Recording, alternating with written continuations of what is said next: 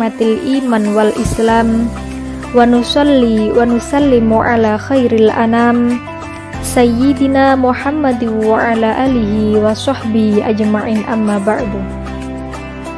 Saudara-saudaraku, sebentar lagi kita akan memasuki 10 hari terakhir dalam bulan Ramadan.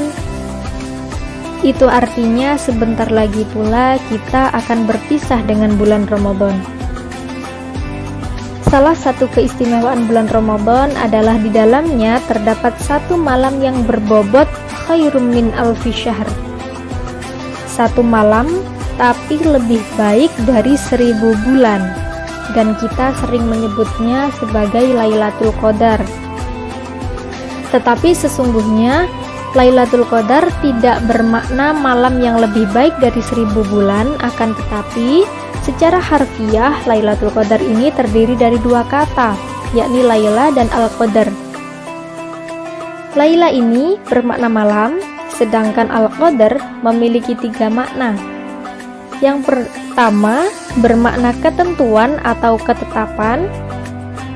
Maksudnya adalah pada malam tersebut Allah menetapkan Al-Quran turun. Kemudian makna yang kedua artinya adalah sempit, di mana pada malam tersebut para malaikat turun ke bumi untuk membagikan keberkahan, sehingga pada malam tersebut bumi terasa lebih sempit daripada biasanya. Kemudian makna yang ketiga adalah mulia. Kemuliaan malam Lailatul Qadar mustahil rasanya jika kita deskripsikan dengan akal, karena begitu banyak kemuliaan yang Allah berikan. Tetapi kita bisa melihat penjelasan tentang kemuliaan tersebut berdasarkan penjelasan dalam Quran surat Al-Qadar. A'udzu billahi minasyaitonir rajim. Bismillahirrahmanirrahim. Inna anzalnahu fi lailatul qadar. Sesungguhnya kami telah menurunkan Al-Qur'an pada malam Lailatul Qadar. Wa ma adraka ma lailatul qadar. Dan tahukah kamu apakah malam kemuliaan itu? Ketika dalam Al-Quran terdapat wama adraka, sangat mustahil bagi manusia untuk mendeskripsikan jawabannya. Sehingga kita hanya bisa mempercayai dan melihat penjelasan-penjelasan yang diberikan Allah melalui Al-Quran dan Rasulullah. Kemudian ayat ketiga, Lailatul Qadri khairum min alfi syahr. Malam kemuliaan itu lebih baik daripada 1000 bulan. Kemudian yang keempat, tanazzalul malaikatu warruhu fiha biizni rabbihim min kulli amr. Pada malam Lailatul Qadar tersebut turun para malaikat dan ruh Jibril dengan izin Tuhannya untuk mengurus semua urusan. Kemudian pada ayat yang terakhir, salamun hiya hatta matla'il fajr. Damailah, sejahteralah malam itu sampai terbit fajar. Jadi, mencapai kesempurnaan Lailatul Qadar itu dijelaskan dalam ayat yang terakhir. Orang yang mendapatkan malam Lailatul Qadar atau mendapat keberkahan dari Lailatul Qadar, dia memiliki kedamaian dalam dirinya. Salamun bermakna damai. Damai ini memiliki 2 maksud. Memberi kedamaian secara aktif dan memberi kedamaian secara pasif. Nah, kita bisa melihat ciri-ciri orang yang mendapatkan Lailatul Qadar ini dari bagaimana cara ia menciptakan kedamaian. Ia mampu menghadirkan kedamaian dalam dirinya. Untuk dirinya, dia tidak pernah menggerutu, dia tidak pernah menyalahkan sesuatu, dan ia menciptakan kedamaian dengan semua makhluk yang ada di bumi. Dan ia juga membawa kedamaian tersebut hingga akhir hayatnya. Nah, makna salamun ini, yang bermakna damai ini, secara aktif, seseorang menciptakan kedamaian dalam lingkungannya dengan cara, contohnya, ketika kita dalam sebuah perkumpulan, kemudian ada orang yang duduk di sebelah kita dan kita memiliki makanan ringan. Ketika orang tersebut memiliki kedamaian dalam hatinya, kemudian dia mampu menciptakan kedamaian secara aktif, dia akan menawarkan makanan ringan tersebut, sehingga orang yang ada di sebelahnya akan merasakan nyaman. Orang yang ada di sebelahnya akan merasa damai, karena orang tersebut mampu menciptakan kedamaian secara aktif. Kemudian, kalau tidak mampu menciptakan kedamaian secara aktif, kita lihat contoh perdamaian secara pasif adalah ketika kita tidak bisa memuji seseorang atau kita tidak bisa memuji sesuatu, maka janganlah kita memakinya. Kemudian jika kita tidak mampu memberi sesuatu kepada seseorang, maka jangan pernah kita mengambil haknya. Selanjutnya, jika kita tidak bisa membantu seseorang, maka janganlah menjerumuskannya. Itu adalah salah satu contoh bagaimana kita menciptakan kedamaian secara pasif. Kemudian kenapa Allah memberikan Lailatul Qadar ini kepada umat Muhammad? Tidak satupun umat terdahulu yang memiliki keistimewaan seperti umat Rasulullah di mana diberikan malam Lailatul Qadar.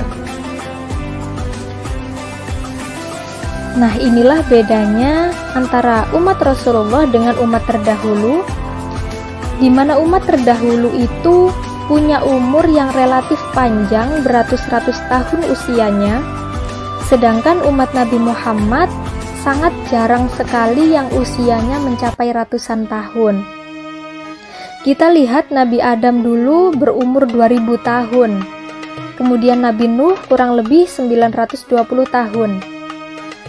Lalu rata-rata umur segitu, kalau mereka misalnya mengerjakan kemaksiatan selama kurang lebih 300 tahun, maka masih ada 400 tahun sisa umur mereka untuk membuat timbangan amal baik mereka kembali lebih berat. Sedangkan kita umat Nabi Muhammad diberi umur yang relatif pendek. Kalau kita mencontoh Nabi Muhammad, maka usianya kurang lebih 63 tahun.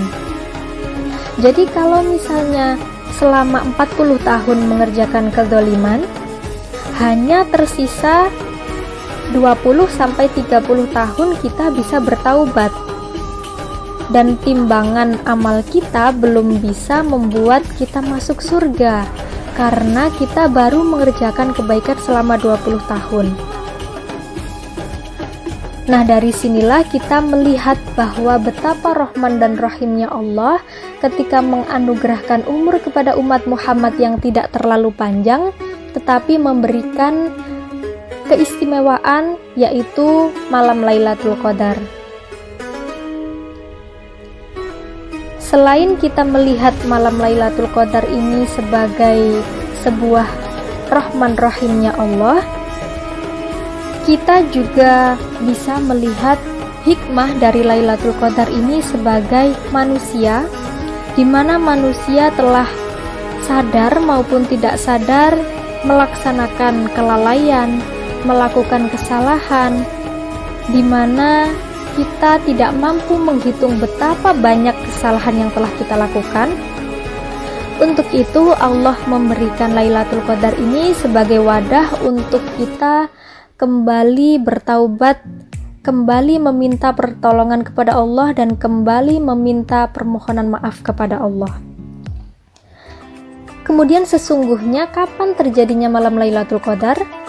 Tidak seorang pun yang tahu kapan dan di mana dan bagaimana terjadinya Lailatul Qadar. Rasulullah pernah ditanya kapan datangnya Lailatul Qadar, beliau menjawab, "Aku pernah tahu tetapi aku lupa." Sehingga secara tidak langsung beliau mengatakan, tidak seorang pun yang tahu kapan datangnya Lailatul Qadar.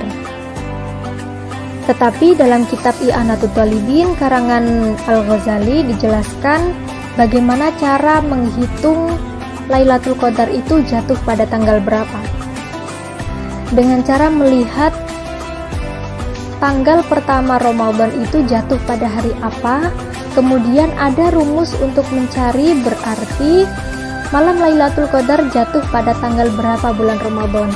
Untuk lebih jelasnya, saudara-saudara bisa melihat dalam kitab I'anatut Thalibin jilid kedua.